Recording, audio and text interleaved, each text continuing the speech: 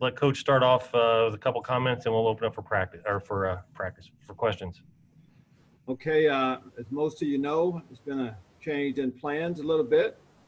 We hit the pause button this morning on having our first day with pads.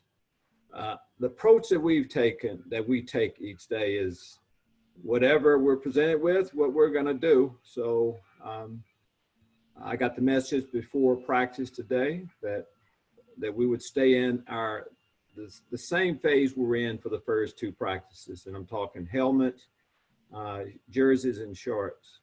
We missed all the spring practice, so there's a lot of fundamental work we need to get done. So we had another good practice, another good non-padded practice.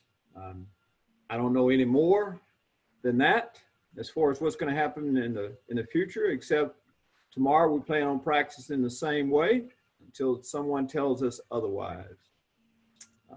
So again, no more information to give you. Besides that, I'll take your question. All right, Robert, you're up first. Jeremy's on deck. So, Lovie, can you take us through how long you had to switch gears? I know these practices are charted out well in advance, and if you don't have shoulder pads, you're going to have to change some things. So what was that process like for your staff? Well, I'll just go first. You're right. We have training camp, every minute kind of mapped out already. But this year going in, we had a couple of different plans. And one of the plans was to be fluid. Things could change at any moment. So I found out this morning about an hour, a couple hours, maybe, about an hour and a half before. But that was plenty of time for us to adjust. Again, for us, we've gone through a similar practice the last couple of days, so we just continue to do about the same thing. We're all on the same field today. You have to just anticipate things like this happening so it doesn't throw you off that much. And for the specifics of it, I'm guessing it's like, one-on-ones with offensive linemen, defensive linemen, that type of thing. You just have to pull it out when you don't have shoulder pads on? Yes, no, we go back to yesterday we didn't have offense versus defense. So we've already put in 2 days like we practiced today. So again, it wasn't that much of an adjustment. Okay, thanks. You're welcome. Okay, Jeremy's up, and then Matt Stevens on deck.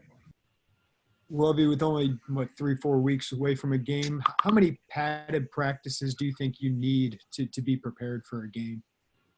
Jeremy, the only way you can approach this is however many we get. And if our opponent was operating under different rules, it would be different. It's not. We're all on the same rules, dealing with the same issues. So however many we get, that's how it'll be. Just keep in mind, my background is the NFL. You had 15 days before your first preseason game, padded game. Even though everybody didn't play that game. So we have time still, of course, to get ready for football. And again, we were right. And for us, as I told the guys, let's not look too far in advance. It's about today. We practiced without pads. Opportunity possibly tomorrow. If not, eventually it'll come around. And just one more. I know you said, take it one day at a time. You've preached that to your players. How have they responded to all of this change and differences of this season so far? We've been together long enough now, Jeremy, for the guys to know that you have to, take this approach. So, normally, if we had been about 2 weeks into practice in the training camp, guys would have been pretty pumped up about not going, not having a padded practice. But today it was a little bit different, of course. They went to bed last night ready to, do a little bit of hitting, but they adjusted, and they know eventually it will come. Thanks, Tom. Well, Okay, Matt Stevens, but before that, just a reminder, if you have questions, please let me know in the chat. Matt Stevens, followed by Bob Osmondson. Hi, Lovie. How are you? doing great. I wanted to ask you about not knowing from day to day what the specific plan is going to be, like you said.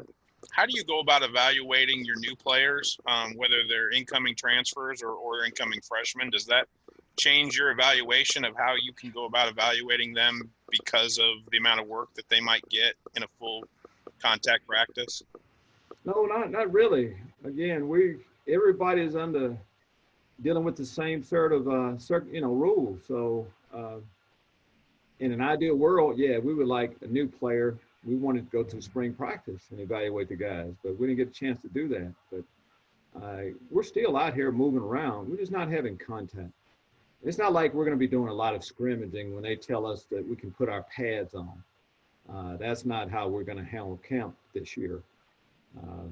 So you evaluate players a lot of different ways, just them moving around. We're running plays, going through drills. So we're getting good, we're getting eyes and getting a chance to do some evaluations. We're in the meetings right now, seeing what a guy can handle mentally. So these are the things right now that we can do. So we'll take advantage of those.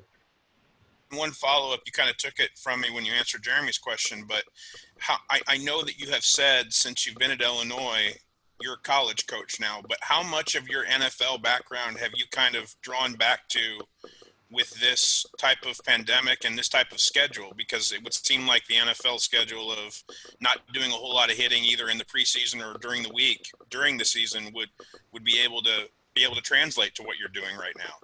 Yeah, I think the days of, as a player a long time ago, we went 3 a days. That's changed an awful lot. There's just not a lot. You can't afford to get a whole lot, a lot of your key players hurt. So that part is just, life nowadays. My NFL background has taught me that you have to be flexible. One of my teams, the players were locked out. And then we had a shorter period of time to get ready then. Seemed like every situation that could possibly happen we've been through. And what I've learned from each one of them is to be flexible. You go into a football game, you have a game plan, but you don't really know what you'll really see until you get to that game, especially the first game. But what you have to be flexible and make adjustments, and that's what we're doing. Thank you, sir. All right, Bob Osmundson with John Supini on deck. Hey, Coach, the MAC today said they're not going to play in the fall. Just your thoughts on that. You guys have played MAC teams. You're going to play MAC team this year. You're supposed to. Tell me what your thoughts are for those coaches. What you feel about that? Well, I would like for everybody that wants to play football to have an opportunity to play football, but I don't know all the circumstances that led up to that. But I can't say that it's a great happy day when you have people that want to play football, that circumstances won't allow us to do that. Normally falls are about playing ball. The MAC has a long tradition of playing ball. We were playing MAC team, we played them and played them this year too. So again, we just got off the field, so I haven't really seen any of the details behind that. So can't really respond much to it besides that. Coach, one more thing. Brandon Prettiers is played for you. He's back this year. How important is he going to be? His experience, how critical is that for a team with the situation you guys are in? Well, in college, I think everybody would say that they would like to have a fifth-year quarterback that you really believe in and you really like throwing the ball, running offense, all those things, on and off the field. So we can't be in a better situation. We were lucky last year to, the stars just aligned a little bit for us to be able to get Brandon here. And I know he's really looking forward to his senior year, and we're leaning on that experience too. We have some young players, Deuce Spann, young quarterback here. What better way to learn than to have a, guy that's seen it all and done it all in front of you. Thanks, Coach. You're welcome. Okay, John Supini, Gavin Good, Joey Wagner in order. Coach, yeah, about Brandon, how much more do you expect from him this year now that he's in the system again for this year? And just give me your can you speak to how he came in this year? It sounds like he came in really good shape. He came in great shape. The first group of athletes we had on campus, he was a part of, been leading, working hard. How many quarterbacks love just sprinting, change direction drills, grinding, stadiums, all those things. Brandon has been doing it all. But you need your lead out front, leading by example, and that's what he's been doing. And just second year in the system. This time last year, he just gotten on the campus, so he's learned so much more about our offense. He and Rod, of course, having, another year to work together. Him also knowing his receivers, Josh Baby, Brandon and Josh kind of said hello about this time last year. Didn't know anything about each other. So he's getting to know his receivers well, and he's pretty comfortable. We just need to play. Thank you, Coach. Okay, Gavin, Joey, and then Terry Towery. Hey, Lovey, good to see you again. A couple days here without pads, but, I'm sure you're starting to, make some sort of evaluations, as you were saying. I'm curious what you think about the running back position right now, coming off losing Dre and Reggie. Looks like you got a lot of guys who could factor into the mix and are pretty talented. Yeah, I try not to make too many evaluations right now. We've had 3 practices without any pads, but some of the things you can see, they're all athletic. They can catch the ball, they can move, all those things you're looking for in a running back. We like the potential of the athletes coming through. You mentioned some of the guys you mentioned, rush for a lot of yards, but having a veteran offensive line coming back, that gives you confidence too. And, Mike Epstein is healthy now. Chase Brown, of course, is eligible to play this year. There's a lot of positive things going on. So we feel like our running game could be even stronger this year. That's what we've seen. You got a little bit of a look at Chase Brown after he was eligible last year and you saw him practicing. What do you think he brings to the table? I think he can do it all. I mean, as a running back, I think he can run in between the tackles. He can make a miss in the open field. He can catch the football. I probably have a little bit better evaluation of him than what you would normally have because he was going against the one defense just about all last year. And if you asked any of those guys, they will be voicing giving you some of the same opinions I am about what he can do. Again, he can catch the ball, he can make a miss in the open field. He's a tough guy, just needs to play. Thanks. All right, Joey Wagner, and then Terry Towery. Hey, Lovey, hope you're doing well. I know we talked about the transfer market on Thursday, but what is it about your pitch as a football staff that you think resonates with some of these transfers, whether it be grad transfer or a sit-out transfer? Well, I think, Joey, you have to, first off, you have to have a plan, and is this you? And we made the decision, this is us. We believe in, as I said yesterday, second chances for the right guys. And then I think history kind of takes you on a path. Now we've had success. Guys from outside can look in and see that we've had success. Graduate transfers have come here and had success. And then for us as a staff, we've had so many good men have come into our program that just needed a second chance. That's why I believe in it even more. So now we have history of doing it, and people will always be looking for a new home. Divorce is a part of our lives, and it can have a happy ending.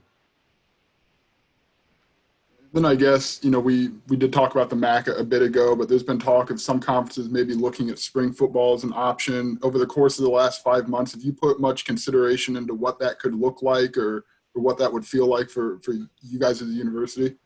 Yeah, and as we're telling players, I mean, we're trying to look at it the same way. We're practicing football right now. We want to play. I want to play. They want to play. They tell us we can't play right now. When is the next time we can play? If that's the spring, so be it.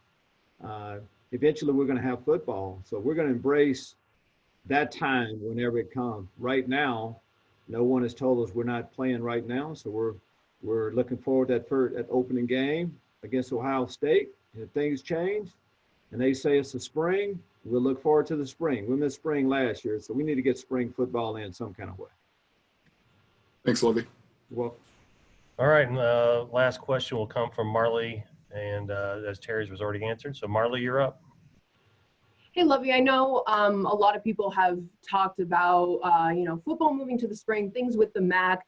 I guess when there comes a point where a decision is being made by the Big Ten or the conference or the school, how involved are you with those decision-making processes, if you are at all?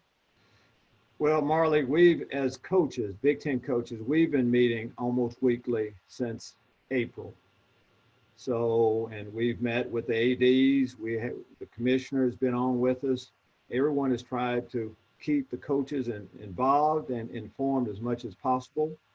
But in the end, we as coaches aren't making many of those decisions. Of course, Josh and I have, we've been married for a while, and he knows exactly what I want. And of course, we're on the same page as far as what we want.